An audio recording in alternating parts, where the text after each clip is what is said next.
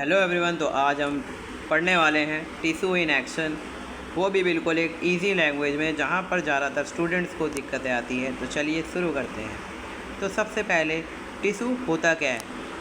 Group of cell. Tissue होता क्या है? यानी जब कई सारे सेल एक साथ आते हैं तो इनको हम टिश्यू बोलते हैं। ठीक है। अब ऑल्दो टिश्यू हमारा प्लांट्स में भी पाया जाता है और एनिमल्स में भी पाया जाता है। ऑल्दो हमारा टिश्यू प्लांट्स और एनिमल दोनों में पाया जाता है।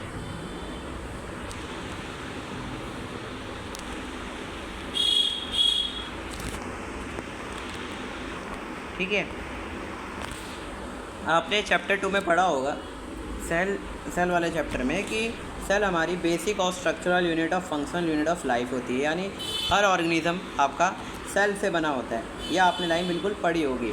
यानी जो सिमिलर टाइप ऑफ सेल्स होते हैं, जब वो एक साथ आते हैं तो क्या बनाते हैं? टिश्यू बनाते हैं। ठीक है। ठीक है। टिश्यू से फिर आपका ऑर्गन सिस्टम बनता है, ऑर्गन सिस्टम से फिर आपका लास्टली ऑर्गेनिज्म बनता है। ठीक है। ठीक है। ठीक है। अब टिश्यूज़ भी आपके बहुत टाइप्स के होते हैं। जैसे कि प्लांट्स की बात करें, प्लांट में आपका प्लांट टिश्यू होता है। एनिमल्स की बात करें तो एनिमल टिश्यू होता है, जिसका अलग अलग काम होता है। In chapter 2 the building block of life you have compared plant and animal cell. Chapter 2 में आपने प्लांट और एनिमल सेल के बीच में कंपैरिजन करी थी और बहुत सारी मेजर डिफरेंसेस के बारे में आपने पढ़ा होगा शायद। तो ज़्यादातर प्लांट्स जो है आपके वो एक प्लेस पे एक जगह आए हैं, क्योंकि ये मूव नहीं कर सकते एनिमल्स की तरह। इनको क्या चाहिए होता है? एक सिस्टम चाहिए होता है ताकि ये सीधे खड़े हों। प्लांट सेल को क्या होता है? प्लांट सेल को एक सेल वॉल चाहिए होती है ताकि उनको रिजिडिटी और स्ट्रेंथ मिले। जनरली एनिमल्स हमारे मूव कर सकते हैं, जैसे कि स्पॉन्जेस हो गए। ठीक है। बिना सेल वॉल के एनिमल सेल अपने शेप को आसानी से चेंज कर लेते हैं। यही चीज़ इनको आगे बहुत हेल्प करती है लोकोमोशन में। और दूसरा मेजर डिफरेंस ये है कि प्लांट और एनिमल सेल का मोड ऑफ न्यूट्रिशन भी बहुत अलग होता है। एनिमल के पास टिश्यूज़ होते हैं जो उनको मदद करते हैं कि अलग अलग सोर्स से उनको जो फूड मिल रहा है उसको डाइजेस्ट करने में हेल्प करे। लेकिन प्लांट के पास क्या करना पड़ता है? उनको सोलर एनर्जी की मदद लेनी पड़ती है ताकि अपना खाना बनाए with the help of photosynthesis. यानी प्लांट और एनिमल सेल के पास अलग अलग तरह के टिश्यूज़ होते हैं जो फूड को ट्रांसपोर्ट करने में, वाटर को ट्रांसपोर्ट करने में बहुत मदद करते हैं। The growth pattern in plant and animal also very. यानी इनका जो ग्रोथ पैटर्न होता है प्लांट और एनिमल का, वो भी वेरी अप करता है। क्योंकि इनकी जो टिश्यू होती है वो रिस्पॉन्सिबल होती है इनकी ग्रोथ के लिए या उनके स्ट्रक्चर और फंक्शन के लिए, जो हम इसके बारे में स्टडी करेंगे। ठीक है। अब हम बात करने वाले हैं ये बड़ा इंपॉर्टेंट पॉइंट है, इसको बड़े से याद रखना। जब भी कोई प्लांट ग्रो करता है तो सबसे पहले उसकी लेंथ में इंक्रीजमेंट होता है। दूसरी बात, उसकी ग्रीथनेस बढ़ती है। ग्रीथनेस बढ़ेगी तो क्या होगा? ग्रीथनेस बढ़ेगी तो स्टेम की थिकनेस अच्छे से होगी। फॉर सपोज अगर मैंने किसी प्लांट को कट कर लिया तो क्या होगा? तो प्लांट दोबारा रीग्रो कर जाएगा। यानी regrowment after the cutting of branch. यानी प्लांट को जब मैंने किसी एक पर्टिकुलर पोजीशन से मैंने जब कट करा तो प्लांट दोबारा ग्रो अप हो जाएगा। ये एक अच्छी खासियत होती है प्लांट्स की।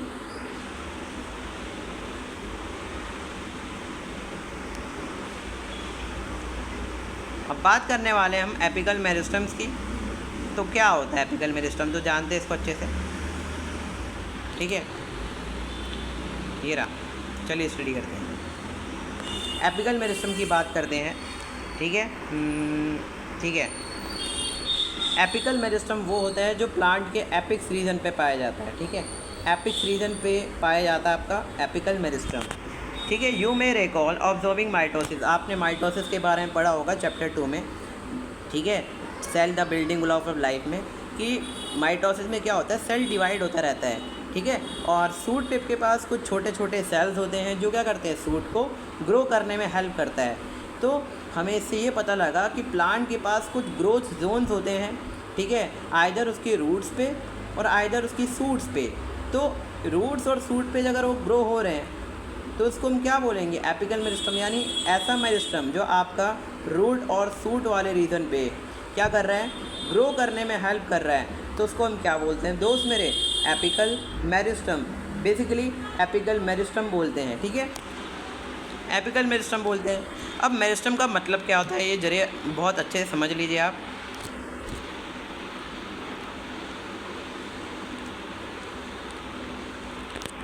आप अच्छे से समझ लीजिए मेरिस्टम का मतलब।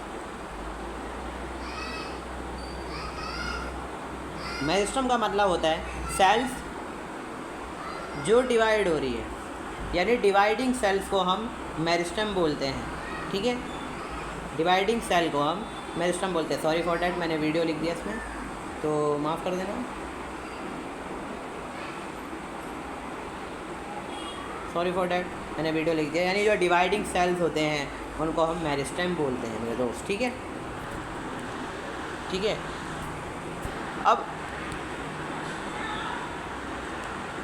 अब आपकी बुक में दे रखा है एपिकल मेरिस्टम, यानी एपिकल मेरिस्टम का मतलब ये हो गया जो प्लांट के एपिक्स रीजन पे क्या हो रहा है, डिवाइड हो रहा है। क्यों? ताकि प्लांट आगे फर्दर क्या हो, ग्रो अप हो, है ना।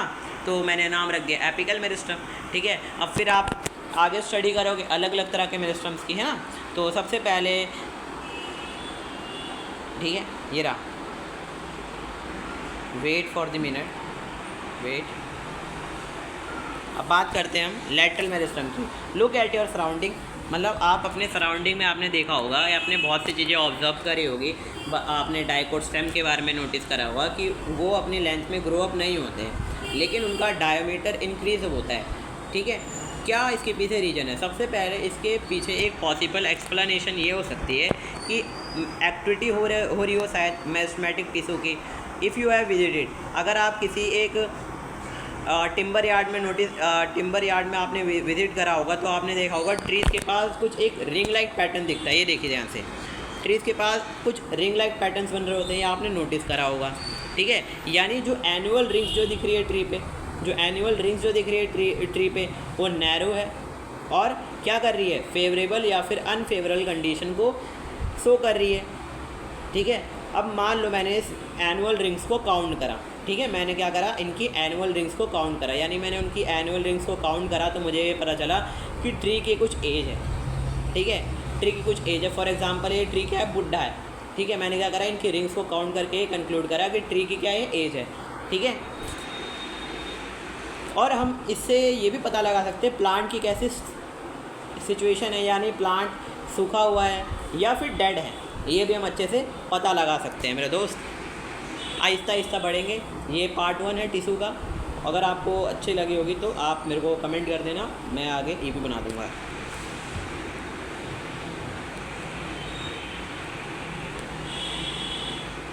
अब इनकी गिर्द में इंक्रीजमेंट क्या हुआ, ठीक है, इनकी गिर्द में इंक्रीजमेंट इसलिए हुआ क्योंकि इनके पास क्या थे, डिवाइडिंग सेल्स थे जो अरेंज थे किसी एक कंसेंट्रिक रिंग में।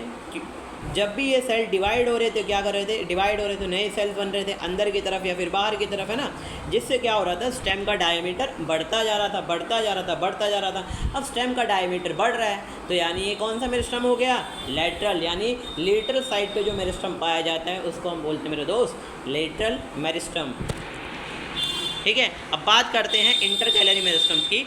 इंटरकैलरी मेरिस्टम मेरे दोस्त वो होता है जो आपके इंटरनोड्स में पाया जाता है, ठीक है। इंटरकैलरी मेरिस्टम वो होता है मेरे दोस्त जो आपके इंटरनोड पे पाया जाता है। कहाँ पाया जाता है, इंटर नोड्स पे पाया जाता है। अब आपके दिमाग में क्वेश्चन आ रहा होगा कि सर ये नोड्स क्या होता है, तो मैं वो भी क्लियर कर देता हूँ।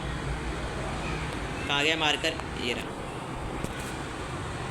ये रहा। नोड्स क्या होते हैं, नोड्स क्या होता है, एक ये रहा मार्कर। नोड्स आपका कोई एक स्पेसिफिक पॉइंट होता है जहाँ पे आपका प्लांट ग्रो हो रहा होता है, ठीक है।